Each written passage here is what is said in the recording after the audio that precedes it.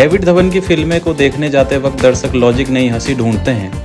गलतफहमियां, रिश्तों का गड़बड़-झाला, भागदौड़ और ढेर सारी अफरा-तफरी उनकी फिल्मों की पहचान रही है जवानी तो इश्क होना है भी उसी स्कूल की फिल्म है। यहाँ कहानी से ज्यादा जोर उन हालातों पर है जो धीरे धीरे इतने बेतुके हो जाते हैं कि दर्शक या तो हंसते हैं या फिर सिर पकड़कर बैठ जाते हैं। फिल्म में मनोरंजन के कुछ अच्छे पल जरूर है, लेकिन उन्हें पाने के लिए काफी लंबा इंतजार करना पड़ता है। जैसे एक खुशमिजाज लेकिन बेहद जोशीला इंसान है। उसकी पत्नी बानी उससे प्यार करती है, लेकिन उसकी जरूरतों और सोच के साथ तालमेल नहीं बैठा पाती।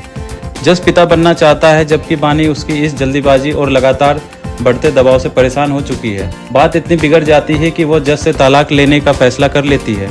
टूटे हुए रिश्ते से बाहर निकलने की कोशिश में जस की जिंदगी में प्रीत की एंट्री होती है। दोनों करीब आते हैं और जस को लगता है कि जिंदगी फिर से पटरी पर लौट रही है। लेकिन डेविड धवन की फिल्म में चीजें इतनी आसान कहाँ होती है। असली गड़बड़ तब शुरू होती है जब बानी और प्रीत दोनों गर्भवती हो जाती है और दोनों बच्चों का पिता जस निकलता है। इसके बाद फिल्म पूरी तरह से गलतफहमियों, झूठ छिपाने और कई मजेदार हालात के साथ आगे बढ़ती है। कहानी दिलचस्प होने के बजाय ज़्यादा कंफ्यूजिंग है और यही इसका सबसे बड़ा मनोरंजन और सबसे बड़ी कमजोरी दोनों है। वरुण धवन इस फिल्म की सबसे बड़ी ताकत है।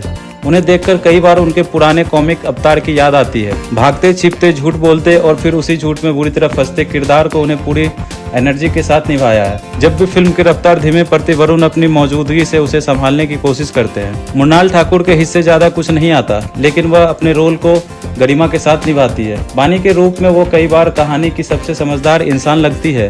पूजा हेगड़े का किरदार कहानी में बड़ा मोड़ लेकर आता है। वह स्क्रीन पर शानदार लगती है और वरुण के साथ उनकी केमिस्ट्री भी ठीक बैठती है। हालांकि स्क्रीन प्ले उन्हें सिर्फ कहानी की उलझन बढ़ाने तक सीमित कर देती है।